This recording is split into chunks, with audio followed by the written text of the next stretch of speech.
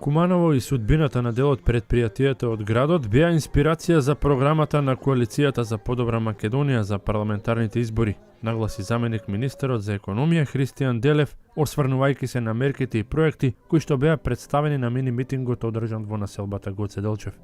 За жал, Куманово во изминатиот период не можеше да го види благодетта на странските инвестиции што во многу и поголеми и помали градови во Македонија успеавме да ги донесеме. Не заради тоа што не сакавме почитувани, но заради тоа што овде во Куманово не најдовме никаква соработка од локалната самоуправа. И тоа сакам сите да го знаете. Ние, тие поголемите капацитети, што сакавме да ги донесеме и ги однесовме во многу помали градови, првата опција што ја дадовме беше Куманово.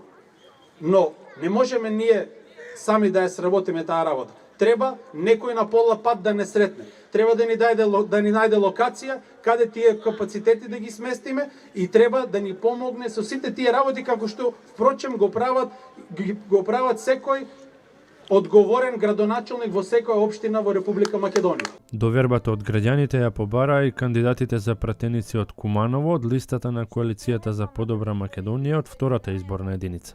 За периодот што следува оваа населба покрај веќе најавеното проширување на капацитетите на градинката, што ќе се доизгради и ќе ги задоволи потребите на сите овие млади луѓе од овдека, ќе излеземе и со многу други работи кои ја тиштат оваа млада населба. Сега е наше време, сега е наша борба на сите заедно да се сплотиме и да застанеме на браникот на државата.